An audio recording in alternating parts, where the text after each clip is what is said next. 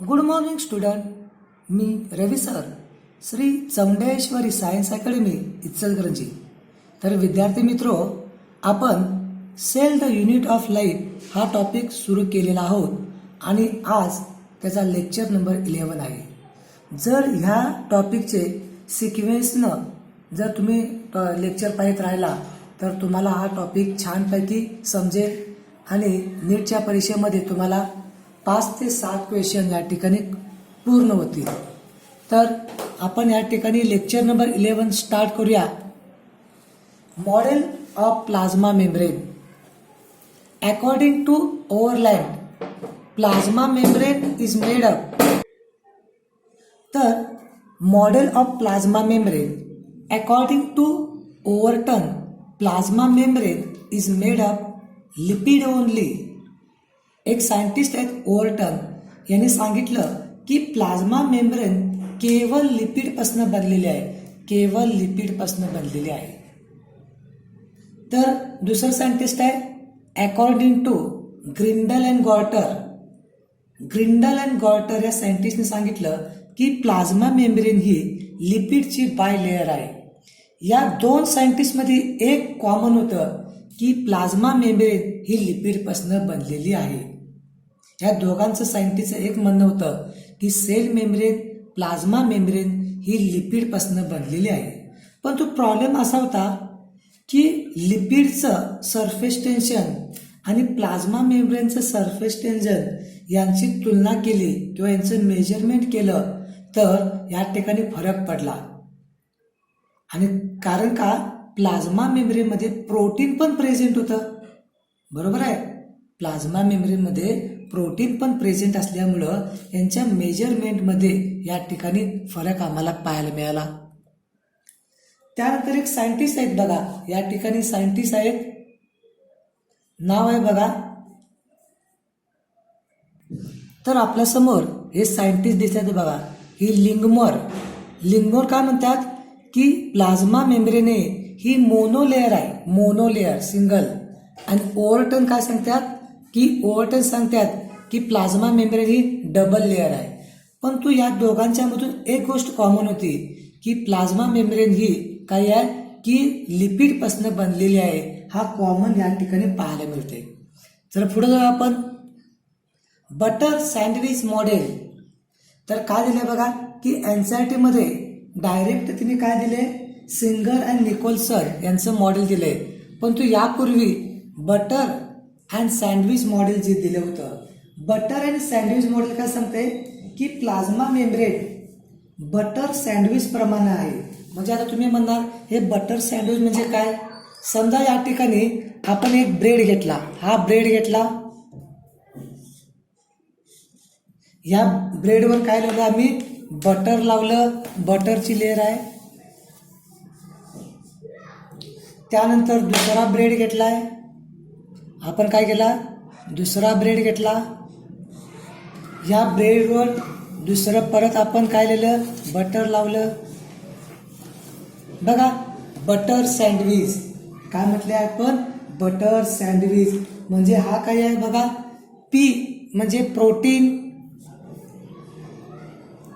P protein आणि मध्ये G L J दिलेलं आहे बघा, पी म्हणजे प्रोटीन, प्रोटीन, एल एल म्हणजे काय आहे, lipid. Butter sandwich model known as laminar model, याला आज लॅमिनर मॉडेल किंवा PLLP मॉडेल म्हटलं जाते. पीचा अर्थ प्रोटीन, एल म्हणजे लिपिड, सॉरी प्रोटीन नाही आहे या ठिकाणी, फॉस्फोलिपिड आहे. Protein, lipid, protein. Proposed by Daniel Swason. According to this model, membrane made up mono molecule of protein layer. बरोबर आहे, पीचा अर्थ प्रोटीनच आहे, mono layer of protein. Sandwich is a bi layer. The membrane protein arounded helical. यामध्ये जे काही protein आहे ते हेलिकल आहे. आता तुम्ही हेलिकलचा अर्थ काय विचारणार, तर हेलिकलचा अर्थ कुंडली समान. अशी कुंडली समान असते स्ट्रक्चर ना, तर याला आपण हेलिकल म्हणणार. की या ठिकाणी मेम्ब्रेनमध्ये जे काही प्रोटीन आहे ते हेलिकल समान आहे असं मानलं जातंय. बघा आपल्या समोर आहे सँडविच मॉडेल. डेव्हसन अँड डॅनियलनं मॉडेल दिलं. तर इथे काय दिसतंय बघा, पी प्रोटीन, हा जो पी आहे म्हणजे प्रोटीन आणि मिडलमध्ये तुम्हाला जे दिसतंय या ठिकाणी काय आहे, लिपिड.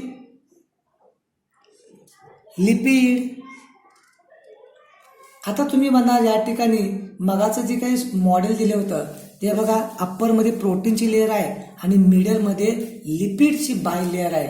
हे आपल्याला मॉडेलमध्ये दिसतंय.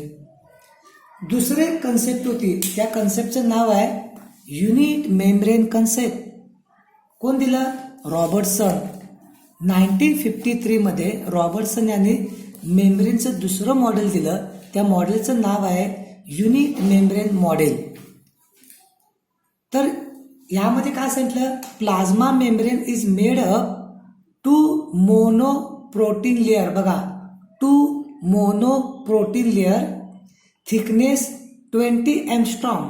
इथं काय आहे, एंगस्ट्रॉम शब्द लिहायला पाहिजे होता.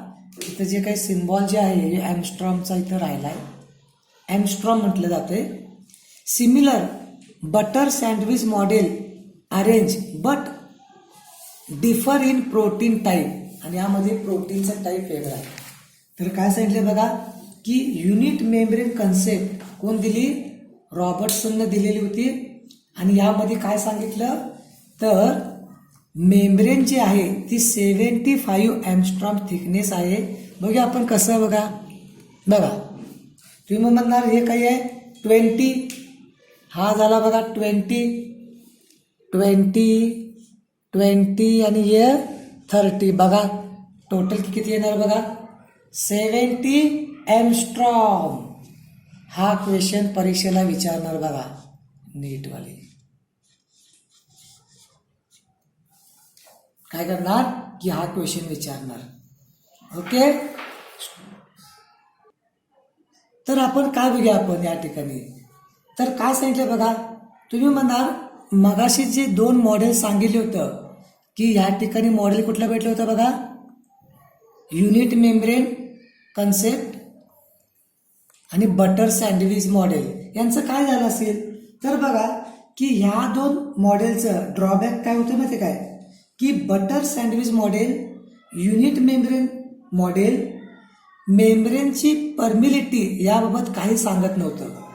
मेम्ब्रेनचं महत्त्वाचं काम काय माहिती काय, की मेम्ब्रेनच्या आत बाहेर काही जे मॉलिक्यूल बाहेर पडतात किंवा आत येतात याला म्हणते परमिलिटी.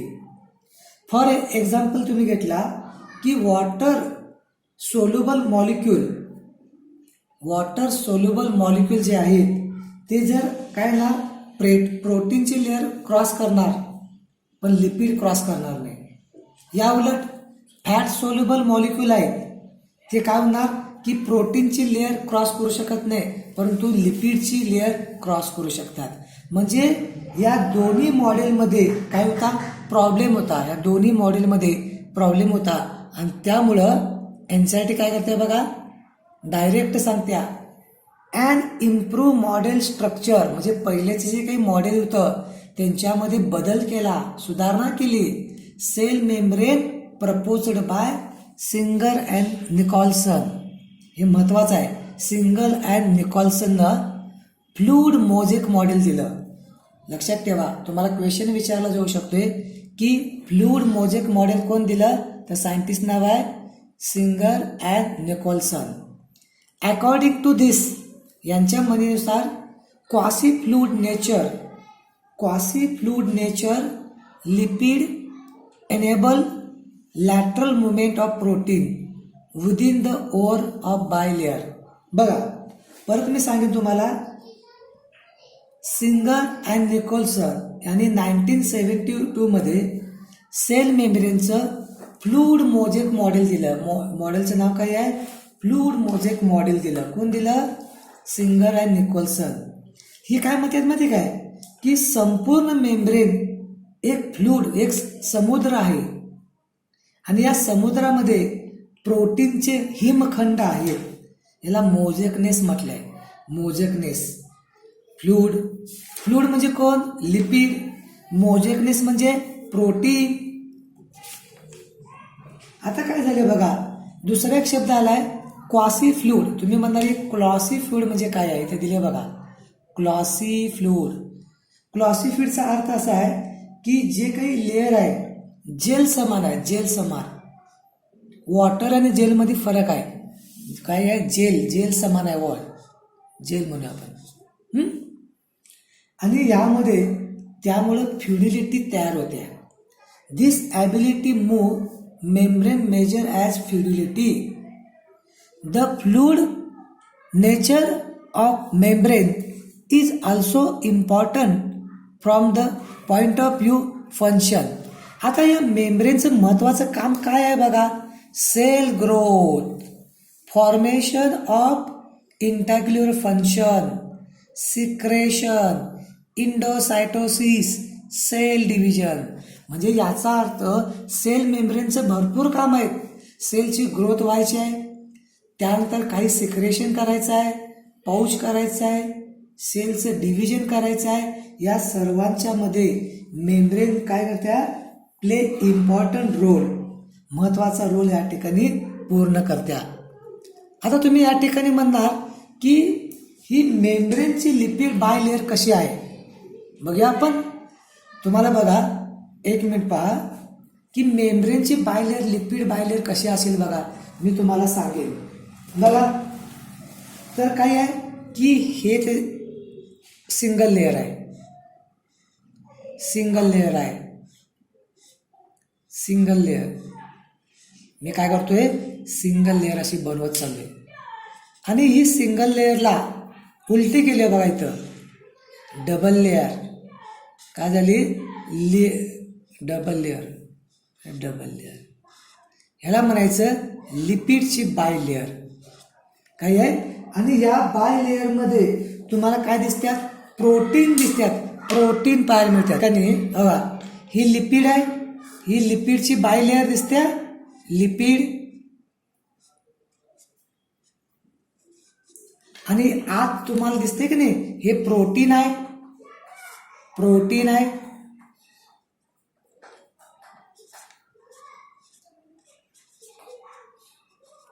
ॲक्च्युली मेम्ब्रेन असे आहे बघा.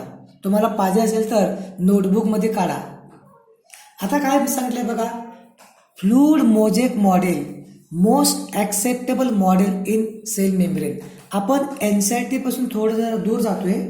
काय म्हटलंय की फ्लूइड मोजेक मॉडेल आहे, सर्वांनी ॲक्सेप्ट केले आहे, based on freeze fracture technique. आता फ्रीज फ्रॅक्चर टेक्निक मी सांगितलं होतं की RBCची जी मेम्ब्रेन आहे त्याला फ्रीज करा आणि फ्रीज केल्यानंतर त्याला कट करा, तरच तुम्हाला ही 2 लेअर असं पाहायला मिळणार. याला म्हणतोय फ्रीज फ्रॅक्चर टेक्निक. RBC माहिती आहे? RBCचा फॉर्म काय माहिती आहे काय? Red blood कार्पोस्कल. RBCला काय म्हणतो आपण? Red blood corpuscle. आणि proposed by Singer आणि निकोलसन. बरोबर आहे. According to this membrane, plasma membrane is continuous bilayer. बघा, continuous bilayer having integral protein. आता जे तुम्हाला मी दाखवले ना, हे इंटेग्रल प्रोटीन आहे, मेम्ब्रेनच्या आत आहे म्हणजे इंटेग्रल प्रोटीन. आता तुम्ही म्हणणार की मेम्ब्रेनच्या बाहेर असेल तर ह्याला हे जे प्रोटीन आहे की नाही त्याला पेरिफेरल प्रोटीन म्हणायचं. इंट्रान्सिक, एक्स्ट्रान्सिक. हा झाला पेरिफेरल, म्हणजे याला बाहेर काढू शकतोय. बघूया आपण पुढे अजून पाहायला मिळणार आहे तुम्हाला. आता आपण काय केलं, मगाशी रफ आपण डायग्राम काढली. आता इमेजमध्ये बघा, मी बघा दिसते काय, ही लिपिड दिसते का? लिपिडची लेअर अप्पर लेअर आहे, ही लोअर लेअर आहे, दिसल्या? लिपिडची बाय लेअर. आज जे काही प्रोटीन आहेत त्याला काय म्हणायचं? Intrinsic protein, integral protein. बाहेर जे प्रोटीन आहे ना याला म्हणायचं पेरिफेरल प्रोटीन. काय म्हणणार? Peripheral protein. आता एक मी क्वेश्चन विचारतो, आन्सर करणार. यापैकी कोणतं प्रोटीन तुम्ही सहज बाहेर काढू शकताय? इंटेग्रल प्रोटीन बाहेर काढू शकताय काय पेरिफेरल? सहज काढू शकणारा प्रोटीन कुठं आहे? हा, आपण म्हणणार पेरिफेरल प्रोटीन हे सहज काढू शकतोय, इंटेग्रल काढणं अवघड आहे. बरोबर आहे की नाही? चला ठीक आहे.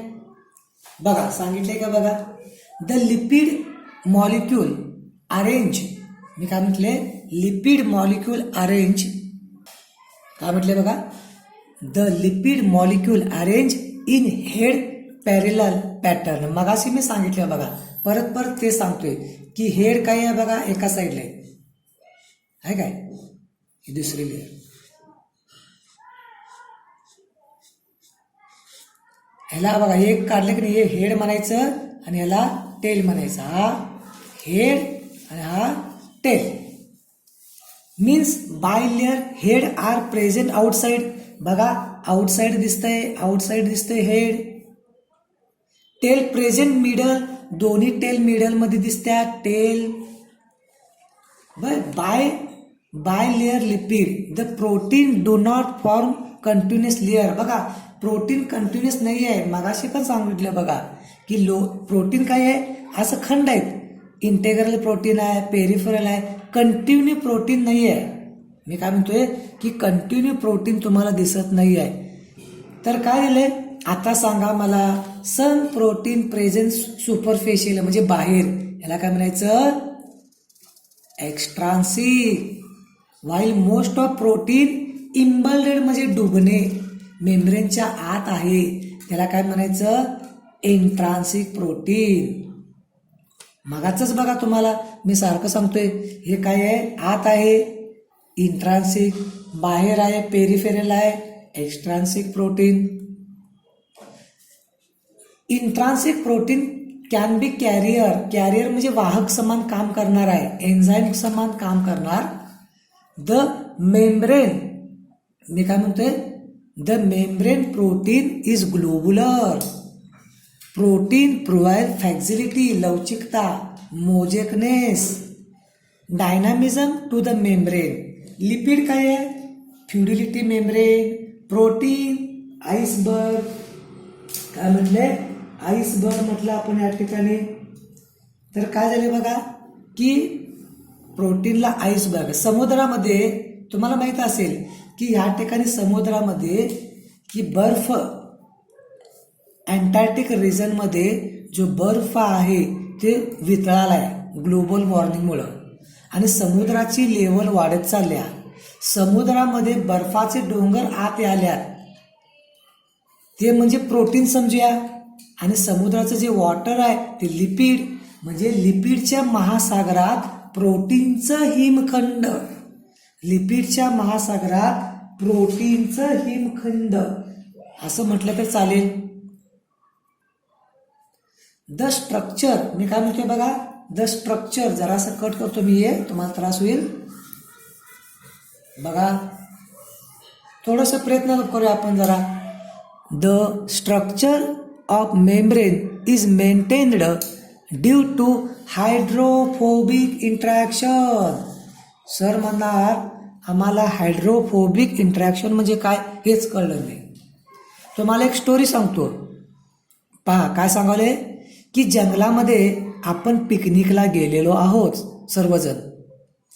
त्यातील काही लोकांना रात्रीचं जंगल पार करून परत जायचं आहे. मग समजा 3 लोकांना जंगल पार करायचं आहे.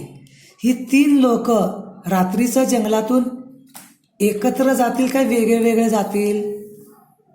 सर म्हणणार जंगलातनं जायचं असेल तर तिघं आम्ही एकत्र जायला पाहिजे. म्हणजे काय, जंगलामध्ये एखादा ॲनिमल आहे आपल्यावर हल्ला करू शकतोय, आपल्याला भीती आहे म्हणून एकत्र आलो, ह्यालाच म्हणायचं हायड्रोफोबिया, हायड्रोफोबिक इंट्रॅक्शन. तुम्ही म्हणताय की नाही, ही जी मेम्ब्रेन आहे एकत्र का आहे, कारण यांची टेल आहे की नाही वॉटर बरोबर अफिनिटी नाही, आणि अशा प्रकारचं स्ट्रक्चर तयार करत्या, ह्याला म्हणायचं हायड्रोफोबिक इंट्रॅक्शन. समजलं? Fluid mosaic model is superior than other model. बघा मगाशी आपण बघितलं बटर सँडविच बघितलं, मॉडेल बघितलं आपण, बरोबर आहे, बटर सँडविच बघितलं आपण मॉडेल. आणि कोणता बघितलं, युनिट मेम्ब्रेन मॉडेल बघितलं, याच्यापेक्षा फ्लूइड मोजेक मॉडेल आहे ते छानपैकी एक्सप्लेनेशन करते phenomena of permeability. Cell membrane जी मेन काम आहे ती परमिलिटी आहे. परमिलिटीचं काम करतोय सेल मेम्ब्रेन. सेल मेम्ब्रेनचं काम काय आहे? परमिलिटी. सेलच्या आत बाहेर काय होत्या की मॉलिक्यूल आत बाहेर व्हायला पाहिजे हे एक्सप्लेन करायचं आहे. हे एक्सप्लेन कोण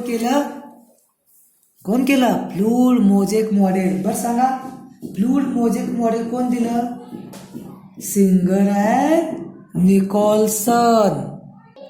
की only this model explain active transport and carrier protein.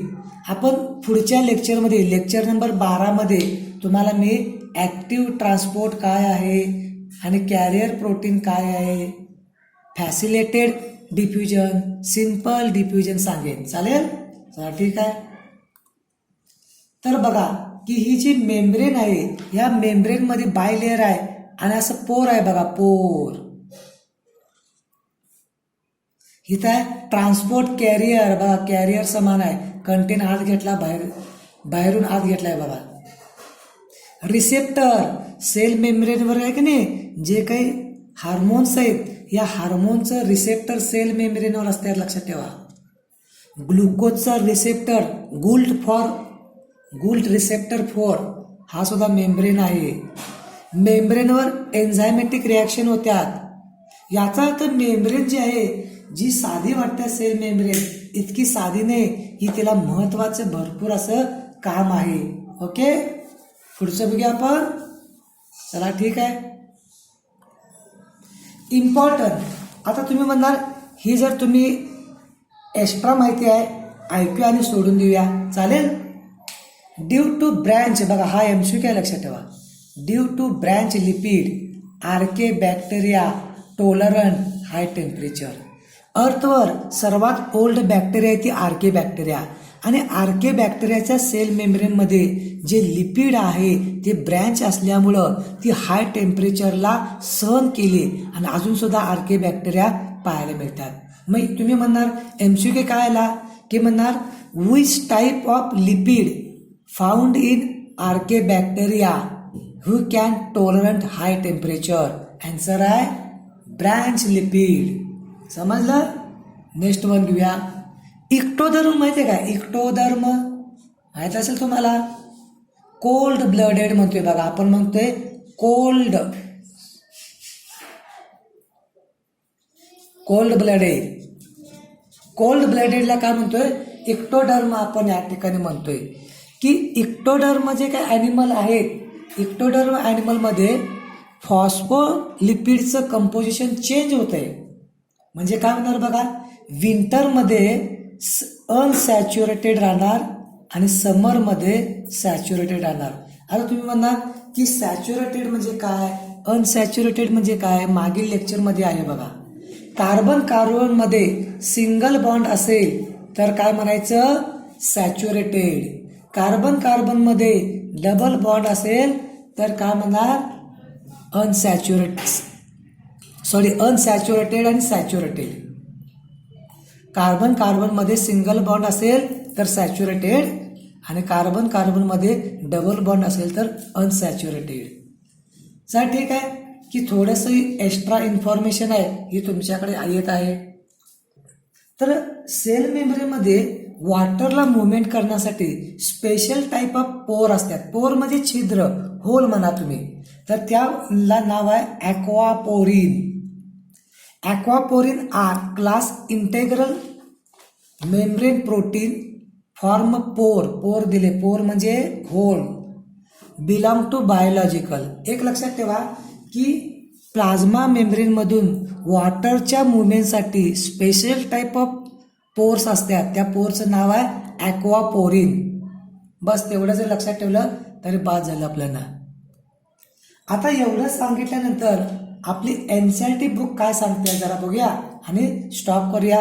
बघा 2 स्लाईड आहेत, काही जास्त नाही. आता one most important function plasma membrane transport molecule across. सर्वात महत्वाचं मेम्ब्रेनचं काम काय आहे? ट्रान्सपोर्ट. मॉलिक्यूलला ट्रान्सपोर्ट करणं हे सर्वात महत्वाचं काम आहे, लक्षात ठेवा. आता म्हणणार द मेम्ब्रेन सिलेक्टिव्ह परमेएबल म्हणजे काय? आम्हाला काय समजत नाही. तुम्हाला माहिती आहे की आपलं घर जे आहे, घराचा जो दरवाजा आहे तो कसा आहे बघा. समजा पोस्टमॅन आला, कुरिअरवाला आला, पार्सल देणारा आला तर त्याला बाहेरच्या बाहेर पाठवणार. या उलट आपल्या घरी मामा आला, मावशी आली तर तुम्ही त्यांना आत घेणार, घरी घेणार. याचा अर्थ आपला दरवाजा जो आहे ते मेम्ब्रेन समान आहे, सिलेक्टिव्ह परमेएबल आहे. ठराविक लोकांना आत घेणार, कुणाला आत घ्यायचं, कुणाला बाहेर घ्यायचं हे काय करत्या? मेम्ब्रेन ठरवत्या. त्याच पद्धतीनं सेम कोणतं मॉलिक्यूल मेम्ब्रेनच्या आत येणार आणि कोणते नाही हे ठरवण्याचं काम कोण करतंय? Plasma membrane. सर्वांना येऊ देणार नाही. सम मॉलिक्यूल तुम्ही म्हणणार या ठिकाणी पॅसिव्ह ट्रान्सपोर्ट. आता इथे दिले बघा ट्रान्सपोर्ट दिले की काय दिले बघा? Passive transport. Many molecule can move briefly across membrane without any require energy. आता एनर्जी म्हणजे कोण असणार? ATP. असे बरेचसे मॉलिक्यूल आहे त्यांना एनर्जीची रिक्वायरमेंट नाही, त्याला म्हणायचं पॅसिव्ह ट्रान्सपोर्ट. म्हणणार passive transport. Passive transport always form high concentration to low concentration. High concentration to low concentration. लक्षात काय होते? जे सोल्यूट आहे त्या सोल्यूटमध्ये प्लस किंवा मायनस चार्ज आहे, हे सिंपल डिफ्युजन मूव्ह करू शकतात. जर आयनिक चार्ज असेल तर सिंपल डिफ्युजन मूव्ह होणार नाही.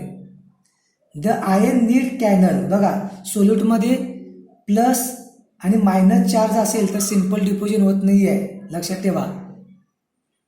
बरं ठीक आहे. पॅसिव्ह ट्रान्सपोर्ट समजलं काय? की पॅसिव्ह ट्रान्सपोर्ट काय होते? High concentration to low concentration. Nature solute move across membrane by the process simple diffusion concentration gradient high concentration to low concentration. परत सांगतो बघा, सोल्यूटमध्ये जे आयन आहे, पार्टिकल आहे, त्यांच्याकडे प्लस किंवा मायनस चार्ज आहे. जर प्लस किंवा मायनस चार्ज जर नसेल तर सिंपल डिफ्युजन होणार, आणि किंवा प्लस मायनस चार्ज किंवा आयनिक चार्ज असेल तर सिंपल डिफ्युजननं की मटेरियल मूव्ह करणार नाही. Movement of water diffuse called osmosis. लक्षात ठेवा, हा MCQ आहे बघा की वॉटरचं मुवमेंट आहे ते ऑस्मोसिस सिंपल डिफ्युजन न होत आहे. Polar molecule cannot pass non polar lipid required carrier protein. बघा मग सांगितलेलं ॲक्वापोरिन होतं, ॲक्वापोरिन काय म्हटलं? ॲक्वापोरिन. आता तुम्ही म्हणणार ओस्मोसिस म्हणजे काय? समजलं नाही सर. तुम्ही म्हणणार सर ओस्मोसिस म्हणजे काय? तर ओस्मोसिस जे आहे ते दिले बघा. ऑस्मोसिस हे विशेष प्रकारचं डिफ्युजन आहे. वॉटर मॉलिक्यूल हा एकमात्र मॉलिक्यूल आहे जो सेमी परमेबल मेम्ब्रेनमधून निघू शकतो. पोलर मॉलिक्यूल म्हणजे चार्ज मॉलिक्यूल, बरोबर आहे. ऍक्टिव्ह ट्रान्सपोर्टमध्ये एनर्जी खर्च करावी लागणार, कारण का? Low concentration to high concentration movement आहे. लक्षात. आता दिले a few ion molecule are transported across membrane against concentration gradient and form lower to the high concentration. Such transport is energy depend on ATP utilized and called active transport. तुम्ही याच्या नावामध्ये जाऊ नका. याचं नाव भले ऍक्टिव्ह आहे परंतु याला ATP ची रिक्वायरमेंट आहे. याला म्हणते सोडियम पोटॅशियम पंप. एक्झाम्पल आहे सोडियम पोटॅशियम पंप. आता जर हे काही कंटेंट जर तुम्हाला समजत नसेल तर तुमचा 12वा लेक्चर ज्यावेळी मी रिलीज करेल तर तुम्हाला मी active transport, diffusion, passive transport explain करणार आहे. तूर्त तरी आपण असंच पुढे जाऊया. ओके. तर या ठिकाणी आपला लेक्चर नंबर 11 पूर्ण झालेला आहे. बघा तुम्हाला कसा छान वाटला आवाज किंवा नवीन पद्धतीने रेकॉर्डिंग केलंय. हां ठीक आहे. Okay bye.